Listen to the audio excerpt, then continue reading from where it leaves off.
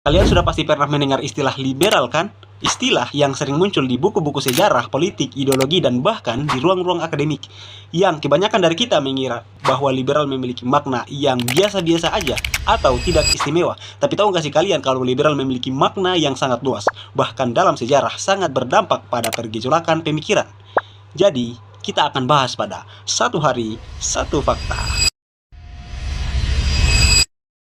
Dalam bahasa Latin kuno, liberalis membedakan antara artes liberalis, yaitu seni liberal, seperti gramatika, logika, retorika, dan lain-lain. Makna ini masuk ke bahasa Inggris pada abad ke-14 melalui Old French liberal. Awalnya berarti murah hati, mulia, atau tidak mementingkan diri.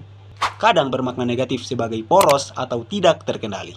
Pada abad ke-16 hingga 17, kata ini sering digunakan sebagai celaan untuk sikap bebas dari batasan dalam ucapan ataupun tindakan. Dan pada abad pencerahan, para pemikir barat merevitalisasi maknanya menjadi positif, bebas dari prasangka, sempit, toleran, dan tidak fanatik. Dari perspektif klasik, Aristoteles dan Romawi, liberal terkait dengan kebajikan liberality, kemurahan hati yang sesuai dengan status sosial tinggi, bukan sekadar kebebasan individual modern.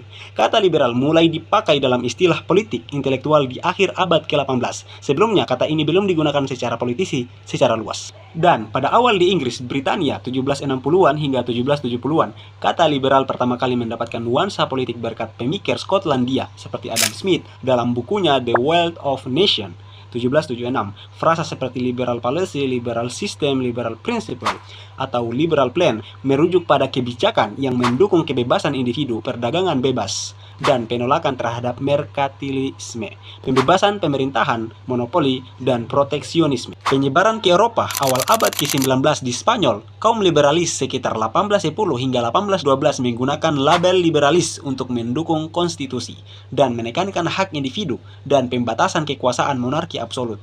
Mereka terinspirasi ide Smith dan pencerahan. Dari perspektif sejarah intelektual, liberalisme awalnya lahir sebagai reaksi terhadap absolutisme monarki, feodalisme, dan peran agama.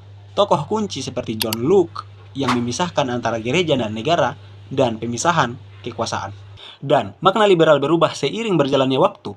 Setelah revolusi industri dan depresi besar, liberalisme klasik pada abad ke-18 hingga 19 menekankan kebebasan negatif, kebebasan dari campur tangan negara. Liberalisme modern pada akhir abad ke-19 hingga 20, terutama di Amerika Serikat, berevolusi karena ketimpangan industri. Tokoh seperti T.H. Grant memperkenalkan kebebasan positif, kebebasan untuk berkembang yang memerlukan intervensi negara untuk pendidikan, kesejahteraan, dan lain-lain. Di Amerika Serikat, terkait New Deal Franklin D. Roosevelt, negara, kesejahteraan, regulasi, ekonomi, dan hak asasi sosial. Perspektif ini menunjukkan pergeseran dari bebas